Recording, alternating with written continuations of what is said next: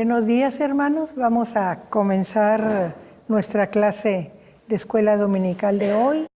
Vamos a continuar con el estudio del libro de Efesios que estamos llevando. Estamos en el capítulo 4 y hoy vamos a empezar a partir del versículo 20, que es donde nos quedamos.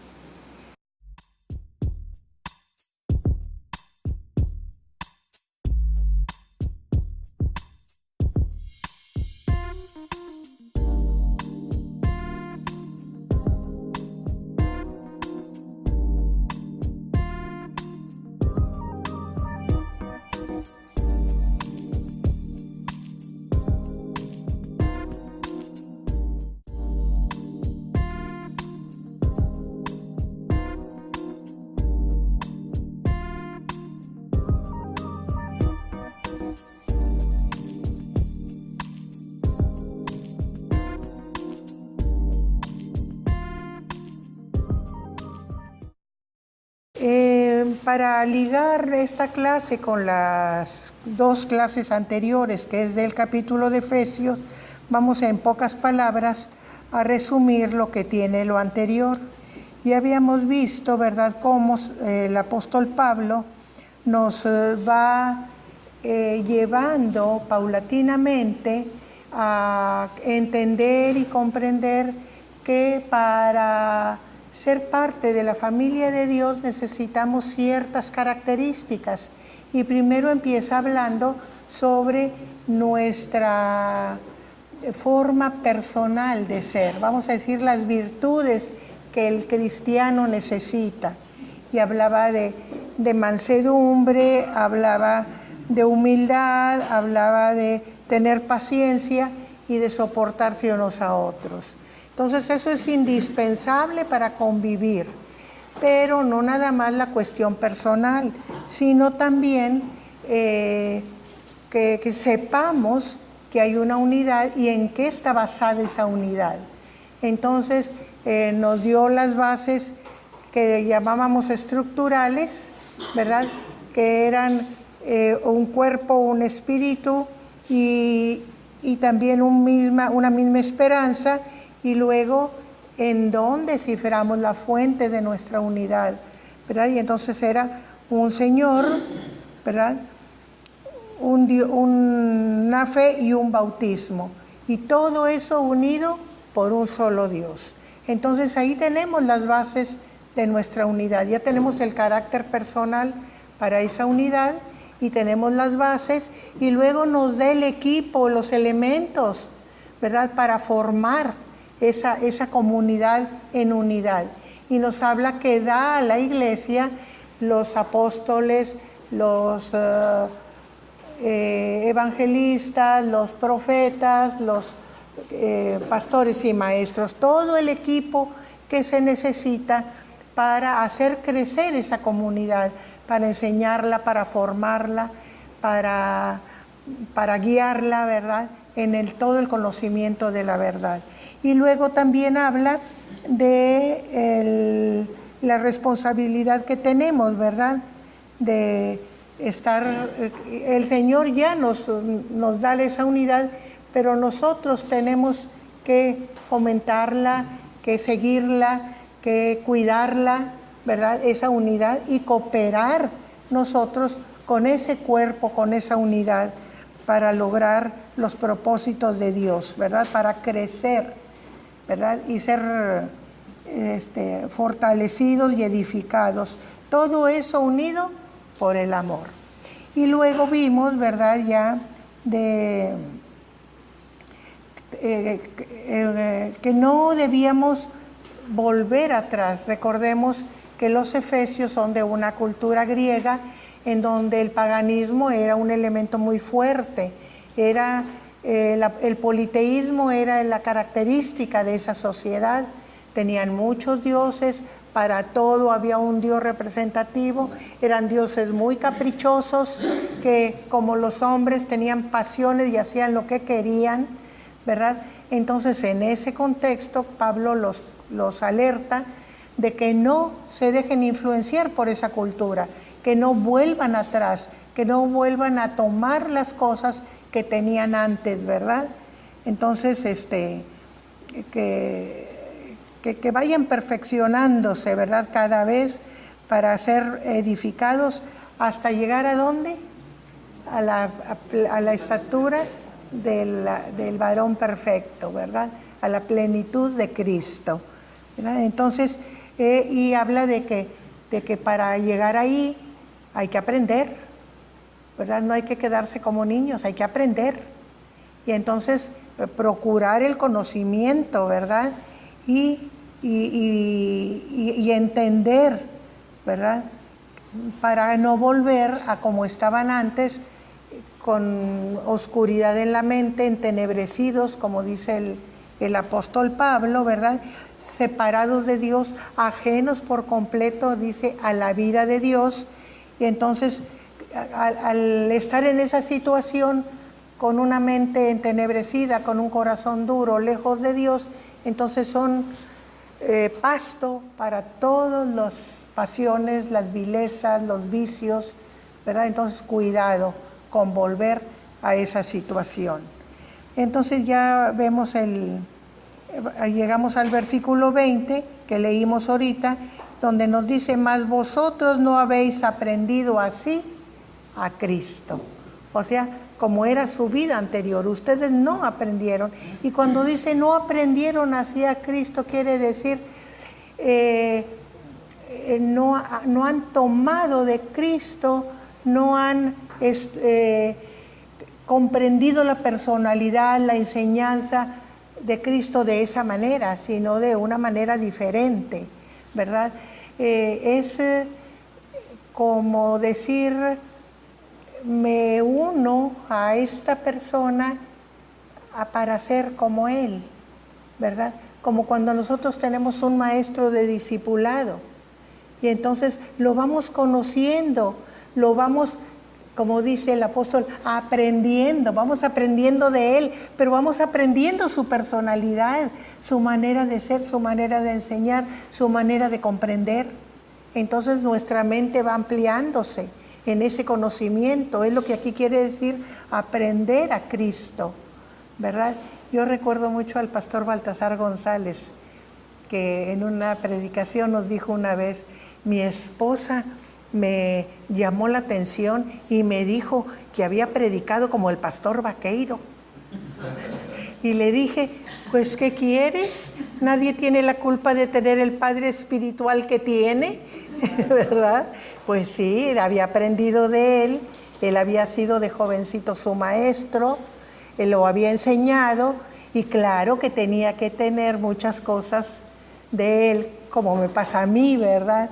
Ustedes me oyen muy seguido que comento cosas que aprendí del pastor Vaqueiro, pues porque fue uno de mis maestros, vamos a decir, más constantes, ¿verdad? Entonces eso es lo que esto quiere decir. Así, ustedes no han aprendido así a Cristo, ¿verdad? Y entonces va a marcarles las cosas que ya les había dicho, ¿verdad? Que tenían que tener ciertas características de carácter y de contacto unos con otros para ser como Cristo, ¿verdad? Y sigue diciendo, si en verdad habéis oído y habéis sido por él enseñados conforme a la verdad que está en Jesús. Y nosotros nos damos cuenta que los efesios pues no habían sido enseñados ni habían oído directamente a Cristo. ¿Cómo lo oyeron? Pues a través del mensaje que Cristo enseñó a los apóstoles y que los apóstoles les enseñaron a ellos, ¿verdad? De esa manera habían aprendido, oyendo porque no podían pasar los maestros otra verdad que la que habían aprendido de Cristo. Entonces era lo que ellos estaban oyendo, ¿verdad? Y en la manera que fueron enseñados, pero hace la aclaración, conforme a la verdad que está en Jesús. Porque el único que tiene la verdad absoluta es Jesús, ¿verdad? Los alumnos, los discípulos, tienen esa verdad, pero no son infalibles como Jesús, ¿verdad? Pueden tener fallas, pueden tener errores, puede faltarles algo, ¿verdad? Pero sin embargo, es la enseñanza que aprendieron de Jesús. Y cuando dice, conforme a la verdad que está en Jesús, nos advierte de alguna manera para buscar siempre esa verdad, ¿verdad? O sea, aunque tenemos maestros, pero tratar de llegar a esa verdad. Y Jesús nos enseña de distintas maneras, porque nos enseña a través de el Espíritu, ¿verdad? Él viene a estar con nosotros, dice: yo estaré con vosotros hasta el fin del mundo. Entonces, para hacernos clara la verdad de su palabra, también nos ha dejado el Espíritu Santo para que nos guíe en nuestra formación, que si nos vamos chuequitos, pues que nos enderezca, para que nos muestre por dónde debemos de ir, orientarnos en el conocimiento. Entonces esa es la manera como Jesús directa o indirectamente nos enseña, ¿verdad? La forma más indirecta es a través de sus discípulos, pero también directamente por su Espíritu nos está guiando a la verdad, ¿verdad? Entonces, la verdad que está en Jesús. En cuanto a la pasada manera de vivir, despojaos del viejo hombre que está viciado conforme a los deseos engañosos. Todos los convertidos tienen una manera pasada de vivir.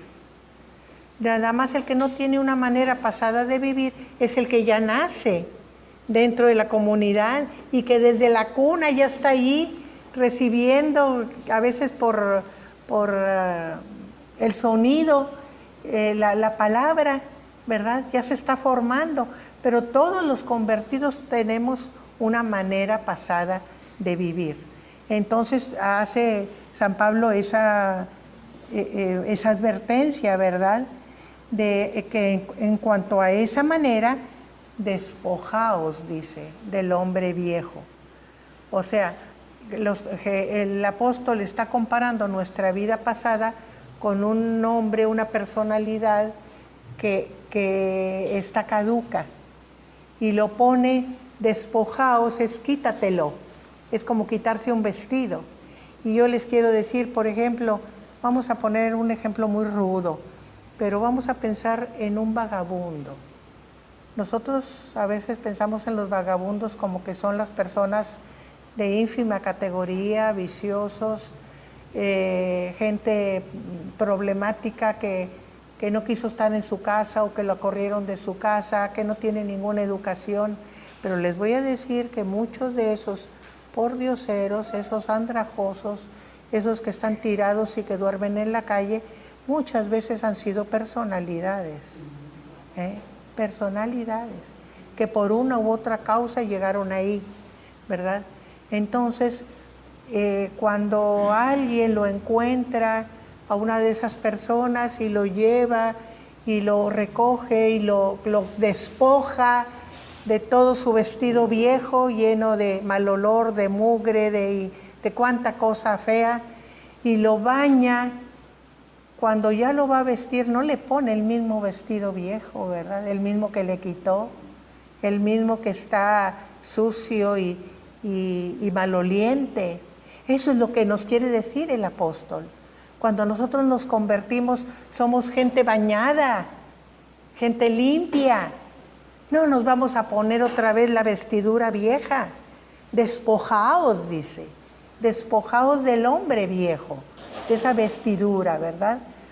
Dice, y sigue diciendo, porque eso está viciado conforme a los deseos engañosos.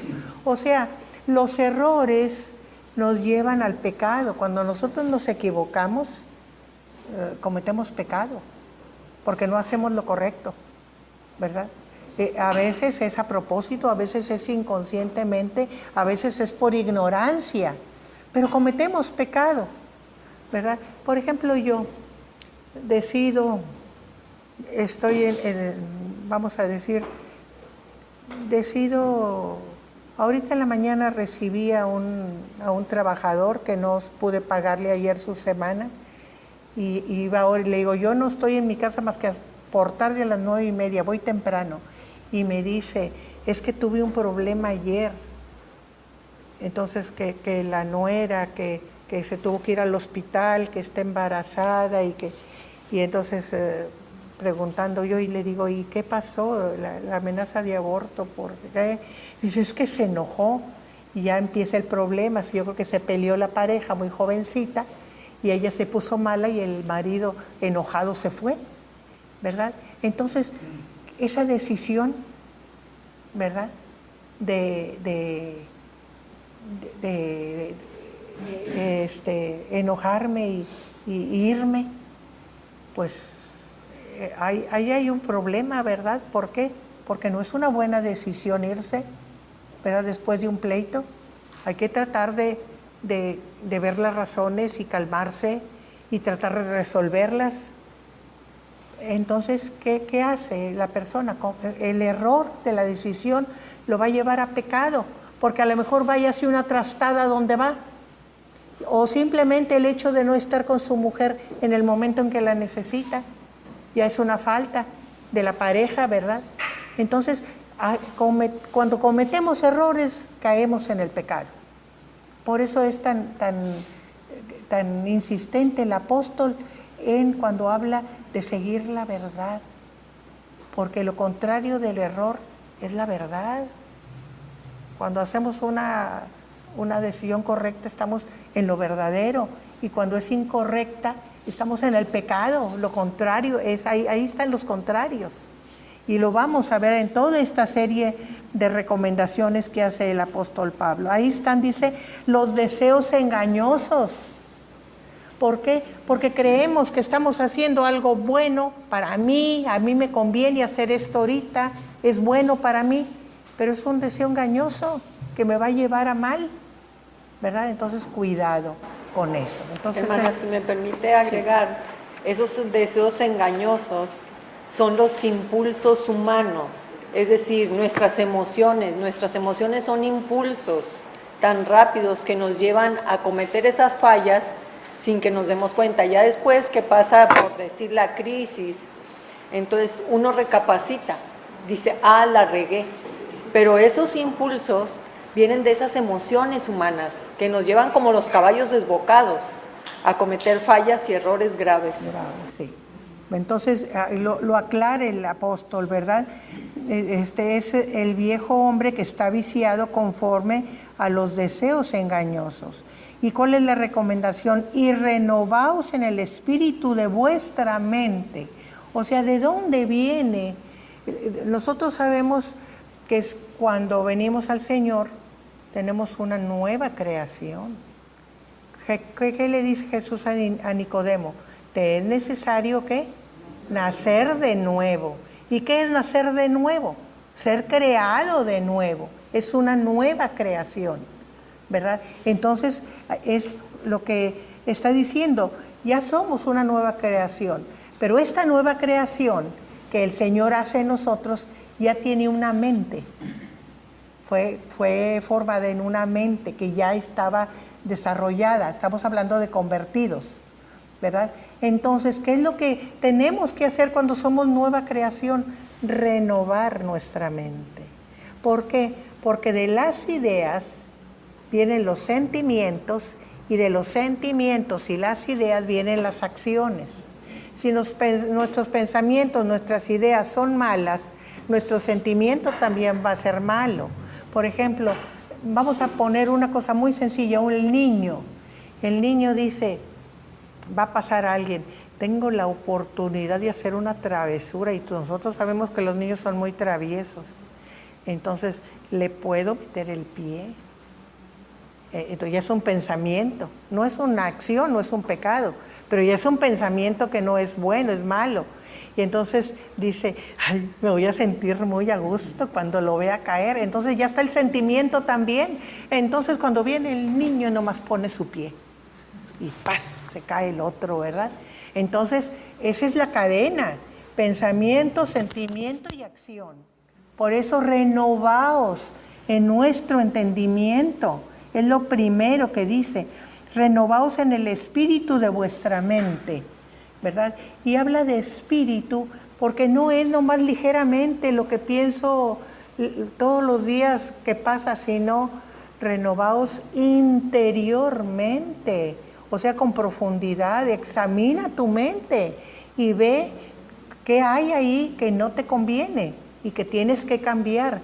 Por eso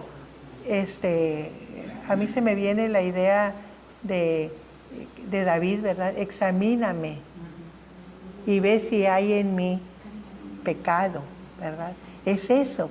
O sea, si yo no soy capaz de ver dentro de mí, pues tú, Señor, por favor, ve dentro de mí y examíname y házmelo saber, ¿verdad? Es un deseo intenso de limpiarse. Y eso es lo que aquí quiere decir, en el espíritu, quiere decir en lo más adentro de ti. Porque si se fijan, aquí espíritu está con minúscula, no se refiere al Espíritu Santo, se refiere al espíritu humano, ¿verdad? Entonces, tiene que ser tan profundo que nos haga que nos renovemos hasta lo más que podamos por nosotros mismos, ¿verdad? O sea, usando de nuestra propia iniciativa, nuestra propia fuerza moral, espiritual, porque claro, el Señor va a trabajar ahí y el Espíritu Santo va a trabajar, pero si nosotros no tenemos la voluntad de renovarnos, no va a hacer nada el Espíritu, porque no lo dejamos, no le damos la libertad, ¿verdad? Entonces, por eso, ¿quería comentar algo, pastor? Sí, ahorita que termino. Sí, por eso pide, ¿verdad?, esa renovación en el espíritu de vuestra mente y vestíos del hombre nuevo, creado según Dios en justicia y santidad de la verdad. Entonces, dice, ya te quitaste aquel hombre viejo, aquella vestidura sucia, maloliente, ya renovaste tu mente, ahora vístete de la nueva cobertura que te da el Señor. Estamos vestidos de Cristo, dice por ahí también la palabra, ¿verdad? Que Dios ya no ve a nosotros, sino ve a Cristo en nosotros. Estamos revestidos de Cristo. Y dice, según Dios, en la justicia y la santidad de la verdad. Y quiero decirles que aquí San Pablo está tomando las relaciones que podríamos decir totales, porque la santidad, ¿con quién tenemos que guardar esa santidad? Con Dios, es una relación con Dios. Ser santos como yo soy santo. Pero la justicia, ¿con quién es la justicia? Es con nuestro prójimo. Entonces, ese nuevo vestido tiene relación con Dios y con nuestros prójimos. Por eso en santidad y en justicia. Y de la verdad, porque ¿quién es la verdad? Jesucristo, ¿verdad? Yo soy la verdad. Entonces, y Jesucristo, ¿de dónde toma esa verdad si no es de Dios? Es la verdad de Dios, ¿verdad? Dios al ser de la misma esencia, la verdad de Dios es la verdad de Jesús.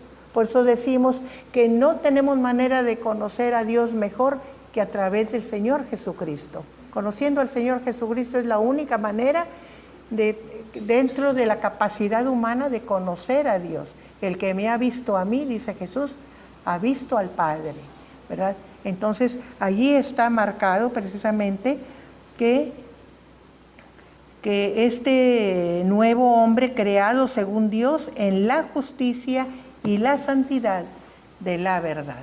¿Por qué debemos procurar la verdad? Por la verdad misma, por la excelencia de la verdad. También porque es un mandamiento. No mentirás quiere decir, debe ser un hombre que dice siempre la verdad.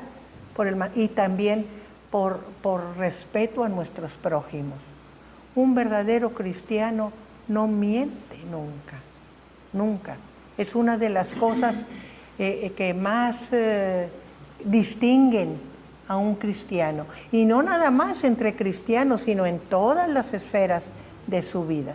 Vamos a dar oportunidad a los comentarios, el pastor primero y luego Nelly. Bueno, nada más, ahorita con respecto a lo que decía de que hemos nacido de nuevo, 1 Corintios 5:17 dice que somos nuevas criaturas y que las cosas viejas pasaron y aquí todas son hechas nuevas, así dice la versión 60 de Reina Valera, pero el original dice un poquito diferente, dice las cosas viejas van pasando y aquí todas van siendo hechas nuevas. O sea que en realidad no es algo instantáneo, ¿verdad? Que es un cambio que sucede en nuestra vida. Interiormente sí sucedió un cambio, ¿verdad? Pero entramos en un proceso de cambio de nuestra vida que, como dice aquí, conforme nosotros vamos dándole oportunidad al Espíritu, renovando nuestra mente a través de la palabra y obedeciéndola, ¿verdad? Vamos siendo transformados por el Espíritu Santo. Con respecto a lo que decía la hermana Nelly, que somos guiados por impulsos. El hombre natural, el que no tiene a Cristo, su vida es gobernada por su alma que contiene pues su voluntad, sus emociones, su intelecto, ¿verdad? Sus sentimientos. Entonces por eso actuamos por impulsos, porque nos gobierna o la voluntad o las emociones, ¿verdad?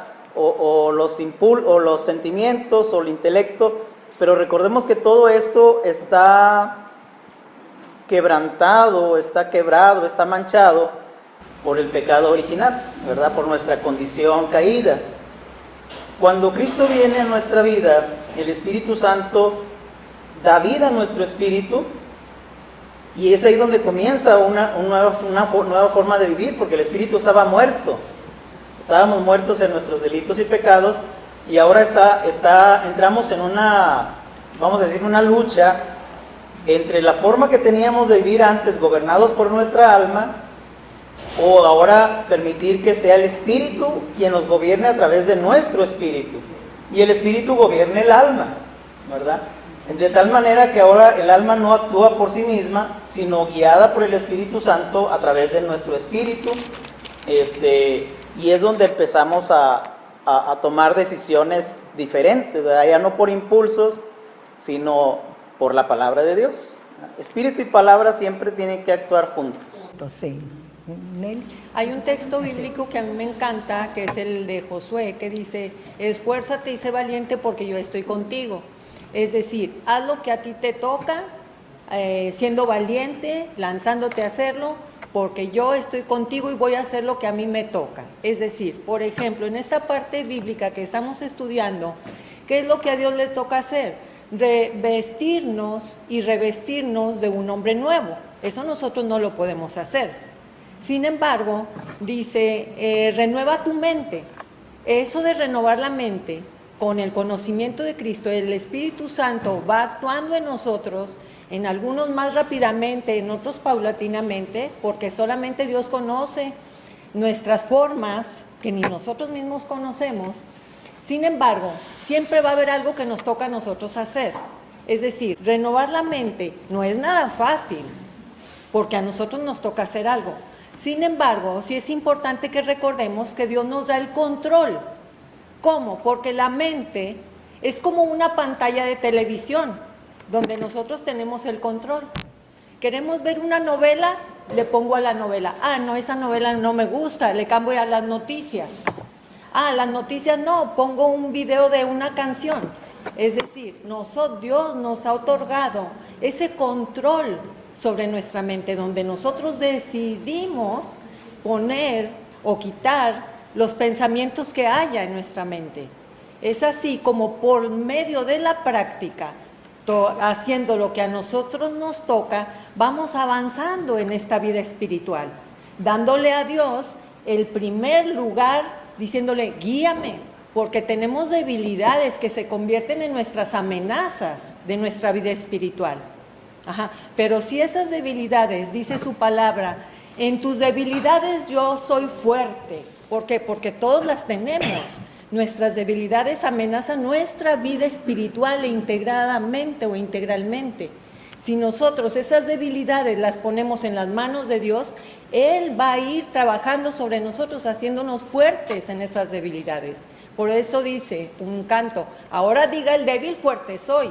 No porque tú seas fuerte, sino porque Dios te va haciendo fuerte, te va renovando en el espíritu, y cada vez queremos ser guiados, que nuestro libre albedrío lo guíe el Altísimo con su sabiduría. Pero renovar la mente no es fácil. Sin embargo, sí nos toca a nosotros realizar eso, y se logra con práctica a través de pedirle a Dios que nos ayude en nuestras debilidades. Gracias, Nelly. Patti, por favor.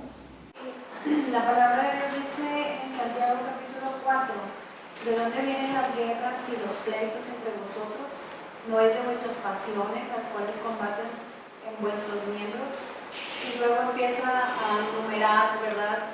Por ejemplo, dice en el versículo 2, codiciáis y no tenéis, matáis y ardéis de envidia y no podéis alcanzar, combatís y lucháis, pero no tenéis lo que deseáis porque no pedís. Pero más adelante, en el versículo 7 dice, someteos pues a Dios. Esto es muy interesante en relación a lo que está mencionando, ¿verdad? Someteos pues a Dios, resistid al diablo y huirá de vosotros. Versículo 8, acercaos a Dios y Él se acercará a vosotros. Y luego dice una palabra muy fuerte, pecadores, limpiad las manos. Y vosotros, los de doble ánimo, purificad vuestros corazones. En relación a todo lo que se ha estado mencionando, bueno, pues nada más agrego que es importante por eso, cuando ya venimos al conocimiento de Cristo, el tener contacto con Él, o sea, es una constante, es diario, es constantemente, porque es el único que nos puede revelar nuestra condición, o sea, a través de la palabra, ¿verdad? Que viene a ser como un espejo donde nosotros podemos ver nuestro interior. Es donde nosotros tenemos que estar en contacto con esa palabra de Dios, porque viene el Espíritu Santo a revelarnos. Pero hay algo interesante en esto, porque si bien es cierto esto, ¿verdad?, de que la palabra realmente es agua de vida y es vida para nosotros la palabra, y nos revela nuestra condición, nosotros tenemos que estar dispuestos, porque sucede con mucha regularidad, que es lo que nosotros vemos constantemente, que venimos a la vida cristiana, pero seguimos trayendo nuestras conductas. Es cierto que a la medida que tenemos esa relación con Dios, es como nos vamos purificando, pero en ocasiones, si no somos sensibles y si no estamos dispuestos a hacer ese cambio, que Dios haga ese cambio, no lo podemos seguir siendo cristianos mentirosos. Podemos seguir siendo cristianos que hurtamos, que blasfemamos. Y es muy triste porque en ocasiones eso pasa, ¿verdad? En ocasiones pasa, o sea, nos topamos, inclusive nosotros podemos tener años en el Evangelio y decimos, híjole, o sea, la regué. O sea, eso ya lo debió haber pasado y todavía no lo pasa. Por eso Santiago escribe esta carta a las 12 tribus, o sea, allá gente que conoce el contacto con Dios. Por eso dice pecadores, ¿verdad? Dice muy fuerte esta palabra en el capítulo 4, empieza a describir y en ocasiones, a veces, si no nos damos cuenta o no queremos reconocer, pues Dios está listo, pero si nosotros no lo hacemos, ¿verdad? No estamos dispuestos. Entonces, esta palabra para mí es muy importante en esta mañana. ¿De dónde vienen esas guerras? ¿De dónde vienen los pleitos? ¿De dónde vienen las mentiras? ¿De dónde vienen los engaños? Pues del interior del ser humano, de nosotros, ¿verdad? Entonces tiene que ser Cristo transformando nuestras vidas. Sí, gracias. Quiero hacerles ver... sí, Aaron, perdón. Sí, digo, abonando un poquito sobre este tema, se me vino a la mente que usted lo comenzó diciendo que nos renovemos, usando las palabras de Pablo, renovándonos en el espíritu de vuestra mente. Se me vino a mí, además de lo que están mencionando, las palabras de Jesús cuando le criticaron los fariseos que estaban comiendo con las manos sucias, me parece. Sin lavar. Sin lavar. Entonces dijo, lo que contamina al hombre, ahorita me fui para allá, dice, porque del corazón salen los malos pensamientos, dijo Jesús. Los homicidios, los adulterios, las fornicaciones, los hurtos, los falsos testimonios, las blasfemias. Esto es lo que contamina al hombre, dice, pero del corazón sale. Entonces, es de adentro. Entonces, el cuidar la mente y ahorita yo creo que es un reto por lo menos para mí, por dos sentidos para mí es un reto cuidar la mente. Uno, porque me gusta mucho indagar. Entonces, o sea, leer, ver, observar, ¿no? Porque ya son caracteres, ¿no? Son formas de ser, entonces de conocer. Hay gente que es ávida por conocer. Como aquel, se ve en el párrafo aquel de Pablo que dice, al Dios no conocido, ¿verdad? O sea, ellos querían conocer, entonces, ese es uno. Y hay que tener cuidado donde mete uno la mente, ¿verdad? Por andar queriendo conocer. Claro, también. Y el otro tema es porque ahorita con el internet y con los medios de comunicación nos llega muchísima información. Entonces yo creo que a los jóvenes y también a nosotros cada vez es un reto mayor cuidar la mente, porque de la mente es de donde vienen luego los problemas. Y la mente se cuida pues leyendo la palabra de Dios. Sí, claro, gracias. Quiero hacerles notar que Pablo está hablando aquí de tanto la cuestión interior que deben de ir renovando, como es la renovación de la mente, como la influencia exterior. Ustedes tenían esa influencia en que fueron formados, ese hombre viejo. Tengan cuidado de no volver a aquello de lo que ya salieron. Y yo les voy a decir qué importante es el contexto. Jesús lo marca cuando dice, vosotros estáis limpios por la palabra que os he hablado. O sea, estáis limpios. Solo hace falta que os lavéis los pies. ¿Y esto qué quiere decir? Que en el camino nos vamos ensuciando. Nos vamos ensuciando en el camino. Estamos limpios, pero nos vamos ensuciando. Hay que quitar esa mugre que se pega, no por voluntad, sino en el mismo caminar. Y esa suciedad que se pega al caminar, pues es la vida, es el contexto que tenemos. Entonces, como dice Aarón, ahorita hay muchas cosas que tenemos que cuidar mucho nuestra mente porque influyen, como es el internet. Y a veces somos tan crédulos que creemos que lo que dice la tele y lo que dice el internet es la verdad absoluta. Y no, tenemos que cuestionar y analizar todas las cosas que nos lleguen, ¿verdad? Entonces quise marcar esto porque por ahí va la enseñanza de San Pablo, ¿verdad? De que no nada más limpiemos el exterior, sino tengamos el interior, sino tengamos cuidado con el exterior. Y vamos a seguir con el examen de nuestra palabra. Vamos a continuar con el versículo 25.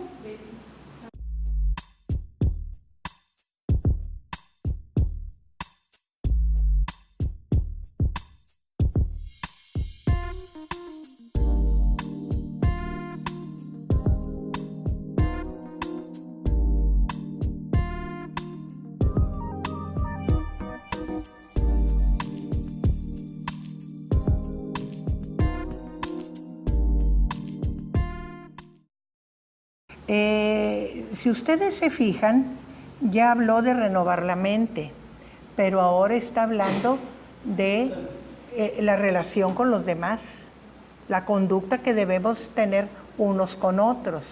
O sea, ya salimos de dentro de nosotros mismos para hablar de la relación hacia afuera, de nosotros hacia afuera.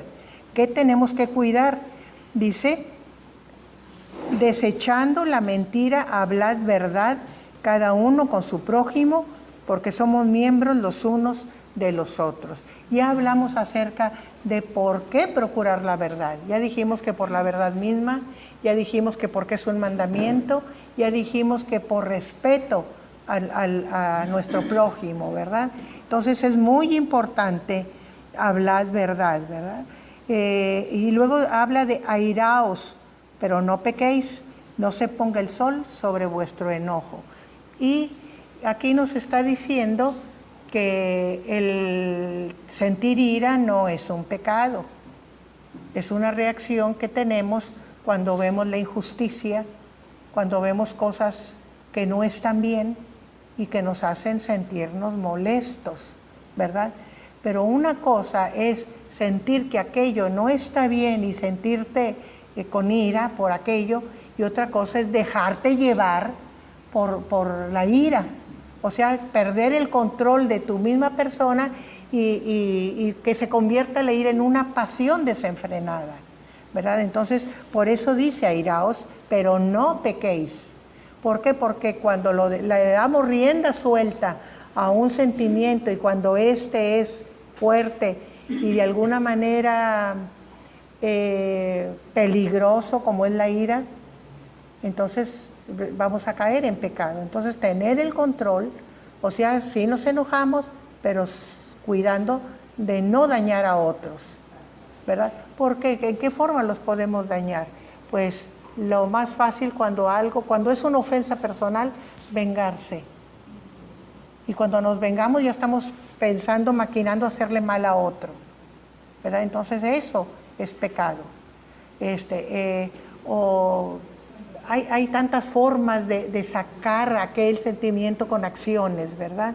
Entonces cuidar de no procurar el mal al prójimo a causa de perder el control. Sí, pastor. Ahorita que estamos en octubre, en el mes de octubre, vino a mi mente la reacción de Martín Lutero, ¿verdad? Hacia la iglesia de aquel tiempo, donde él experimenta, ¿verdad?, ese sentimiento de ira en contra de las costumbres y lo que estaba enseñando y practicando la iglesia, porque los más afectados pues era la gente del pueblo, los pobres, y cómo enfoca él esa ira, ¿verdad?, para bien, para hacer un cambio, una transformación, o Dios a través de él, ¿verdad?, una reforma en la iglesia que llega hasta nuestros tiempos. Entonces la ira en sí no es pecado, sí, pero hay que enfocarla, como usted dice, para buenas acciones. Hay una palabra, y Nelly no me dejará mentir, en psicología, para darle cauce a los sentimientos negativos, que se llama sublimación. Y grandes obras, grandes acciones se han hecho con ese sentimiento de salir adelante de esa frustración, que así lo podemos llamar, con hechos positivos. Por ejemplo, voy a poner un ejemplo que es clásico. Leonardo da Vinci perdió a su madre muy pequeño y la amaba, estaba muy unido a ella y podía haber renegado y haber hecho ser un enemigo social, ¿verdad? A causa de ese enojo que él sentía de haber perdido a su mamá. Pero ¿qué hace? Ese sentimiento que él tenía lo sublima en sus pinturas. Por eso sus pinturas de mujeres son tan especiales, porque él trataba de traer a su madre de alguna manera, aquella madre que había perdido, en sus pinturas. ¿Y qué logra? Grandes obras maestras. Es uno de tantos ejemplos de esa sublimación de algo negativo. Yo les voy a poner otro ejemplo en mi persona. Yo perdí a mi mamá cuando tenía 3 años y éramos 4 hermanas. Yo era la segunda. La mayor tenía 5 años, la que seguía de mí tenía 1 año y medio y la chiquita tenía 5 meses. Así que 3 niñas muy chiquitas nos quedamos sin mamá.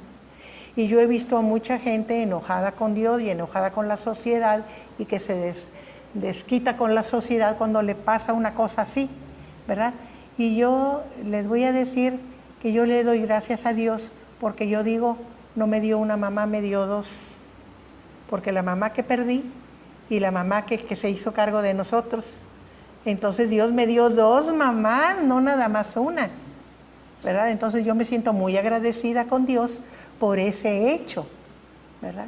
Entonces no son las cosas que nos llegan o que nos pasan, podemos decir las situaciones, lo malo o lo grave, sino la actitud que nosotros tenemos para con las situaciones, sobre todo difíciles.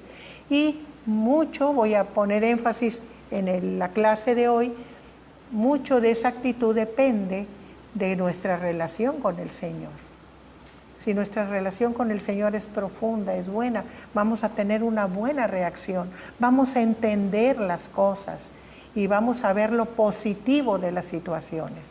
Sí, Nelly, gracias, hermana.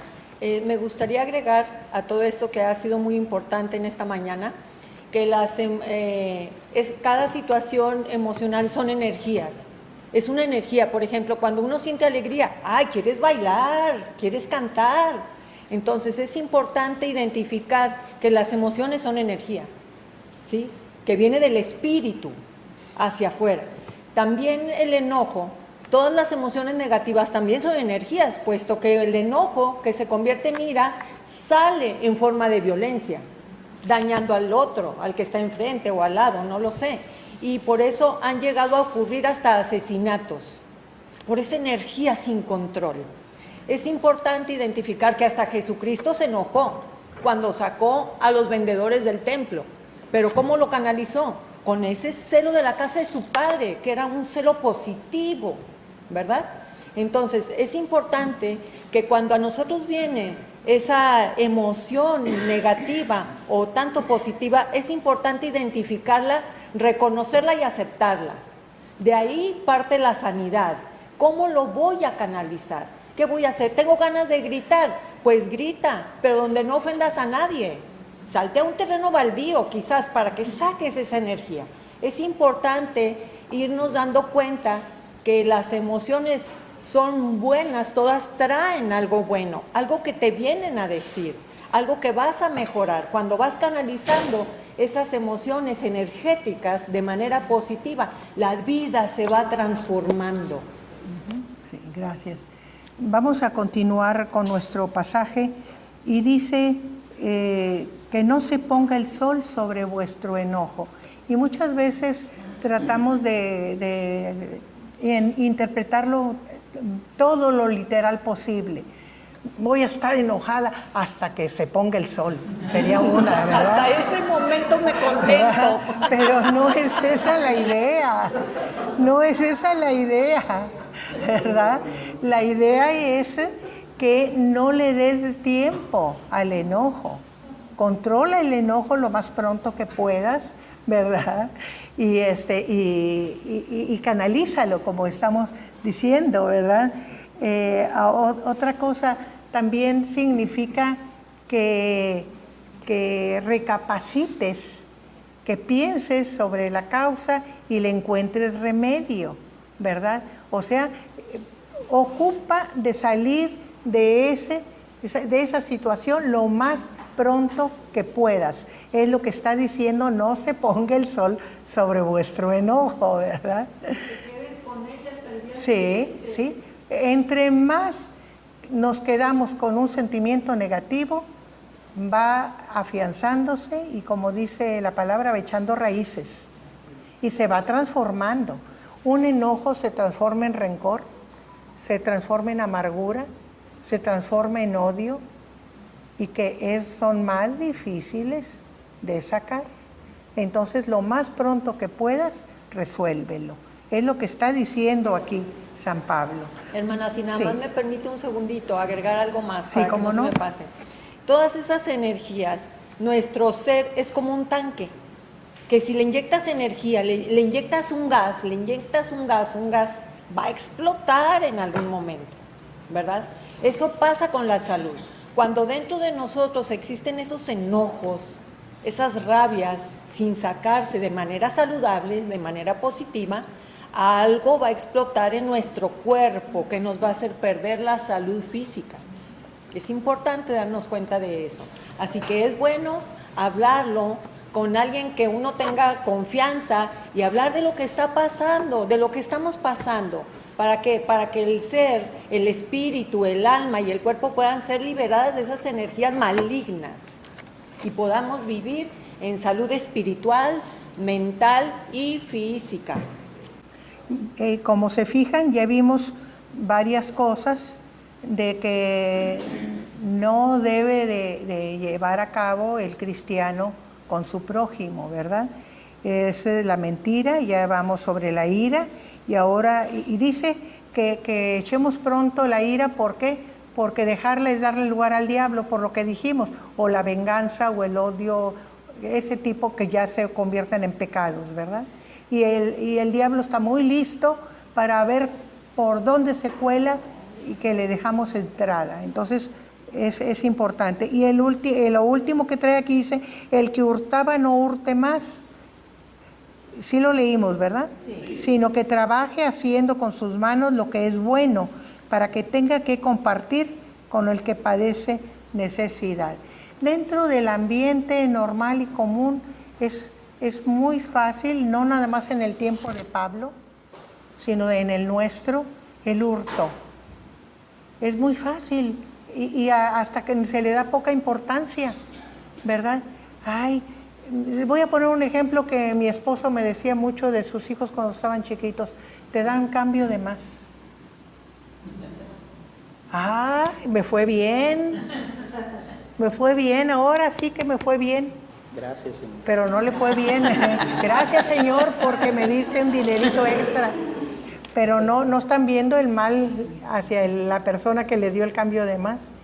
Y decía Ramiro, mis hijos siempre iban, se devolvían al Señor, me dio cambio de más. Nomás me equivoco con tus hijos, le decía el tendero. No, nomás con mis hijos. Lo que pasa es que los demás no te lo devuelven. Es una forma de hurto, ¿verdad? No es a propósito, pero no estamos conscientes de que tuve el cambio de más y lo estoy consintiendo. Entonces eso es una forma de hurto. Hay muchas formas, ¿verdad? Dice Ramiro también, él me habla mucho sobre esto del hurto, como que él tuvo una muy buena formación en ese renglón, que le decía a su papá, usted no agarre nada que se encuentre. Si algo está por ahí, es que a alguien se le quedó, se le olvidó, tiene un dueño. Usted déjelo donde está, porque quizá venga a regresar para recuperarlo. Porque también, ay, me lo encontré, pues eso es común, ¿verdad? Y pues si no tiene dueño, está en la calle, o está solo, abandonado ahí, pobrecito, ¿verdad? Pues que venga conmigo. Y hasta ponemos una cruz, ¿verdad? De que se me encuentre otro, mejor no. Y fíjense que son maneras que generalmente no pensamos en que sea hurto, pero es. Oiga, hermana, y luego volteamos a ver, bueno, A ver. nadie me ve, Ay. está solo, esto es para mí. Sí. Entonces, tener cuidado, ¿verdad? De estar siempre conscientes, aún de las cosas que parecen normales y que todo mundo hace, ¿verdad? No, hay que tener cuidado con mayor razón cuando ya es a propósito, ¿verdad? Que estoy pensando en que si me da la oportunidad me voy a hacer de aquello, ¿verdad? Entonces no hurte más, sino trabaje con sus manos. Y fíjense que no dice para que seas más rico. Y claro que nos gusta trabajar para tener más y vivir más cómodamente y tener menos estrecheces. Es bueno eso, pero el fin de trabajar con las manos y hacerse rico, ¿qué dice San Pablo? Para que des al que tiene necesidad. O sea, para que sea sensible hacia el que no tiene oportunidad, ¿verdad? La palabra de Dios también nos enseña de no viciar a la gente, ¿verdad? Por ejemplo, si una persona es fuerte, tiene capacidad de trabajo, pues démosle un trabajo, procurémosle un trabajo, no una ayuda que no le va a servir de gran cosa, sino un trabajo. Porque lo digno es el trabajo, ¿verdad? Que si no quiere trabajar porque no le gusta, pues ya es otra cosa, ¿verdad? Dice que no debemos ayudarlo porque es viciarlo, ¿verdad? Pero si está en una situación problemática o difícil, hay que procurar. Claro, al que siempre está en necesidad, hay que ayudarlo. Hay gente que porque se quedó sin trabajo y tiene una urgencia y se le cierra la puerta, hay que ayudar a la gente en necesidad, ¿verdad? Pero el fin de trabajar y tener recursos no es nada más para nuestro beneficio, sino para el beneficio también de los necesitados. Vamos a seguir con Hermana, nada más si me permite. Sí, cómo no. Vemos aquí en este versículo, precisamente en el 28, cómo la palabra de Dios va más allá del pensamiento humano, ¿verdad? Porque, por ejemplo, dice la Escritura que no amemos solamente a los que nos aman, porque entonces, ¿qué estamos haciendo de diferente del resto de la gente? Y aquí, por ejemplo, no habla solamente de que el que hurtaba no hurte más, sino trabaje. En lugar de hurtar, pues gánese lo que necesita, sino que va más allá, ¿verdad? La palabra. Y ahí vemos el consejo de Dios, ¿verdad? De que trabajemos para ayudar al que tiene menos o al que no tiene. ¿Sí? Nada más. Sí, gracias. Sí, gracias, pastor. Vamos a seguir con el versículo 29.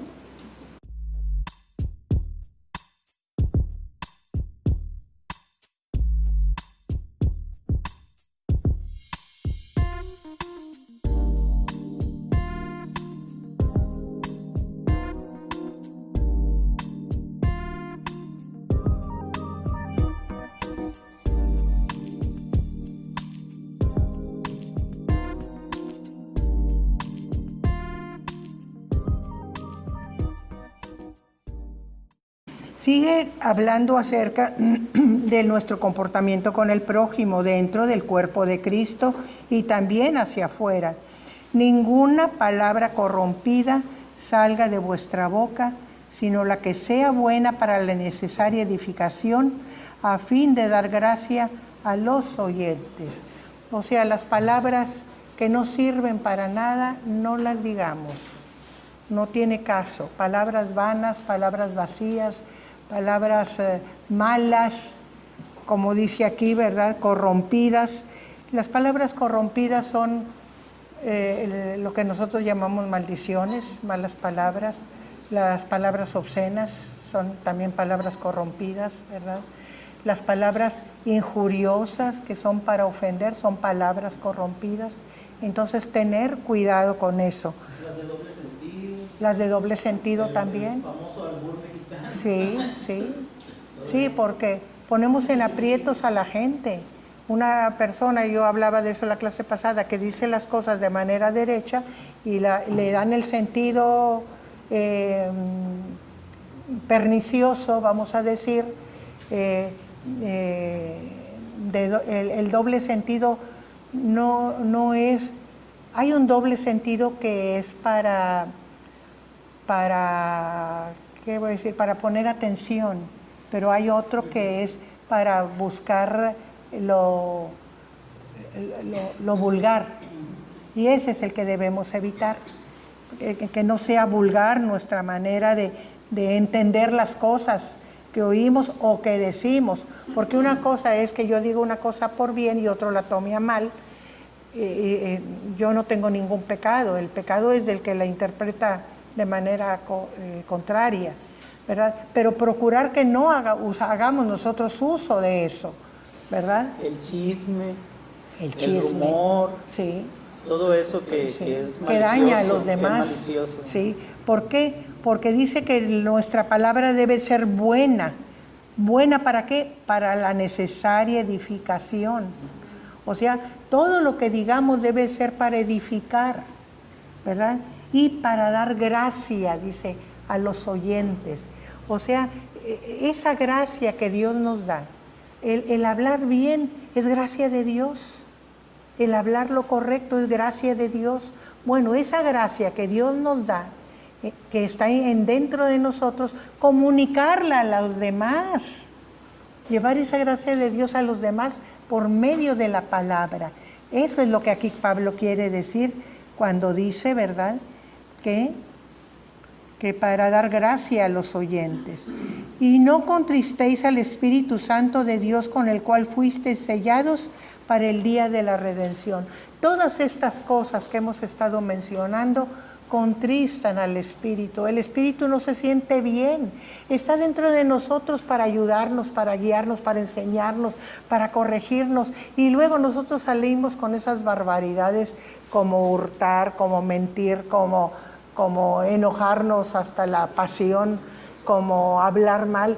Oye, ¿qué lugar le damos al Espíritu? ¿Qué ganas tiene el Espíritu de trabajar con nosotros? ¿Verdad? Por eso dice que no contristemos al Espíritu, porque con ese Espíritu fuimos sellados. ¿Y qué quiere decir? Pues es nuestra seguridad, es con lo que nos van a reconocer. ¿Para cuándo?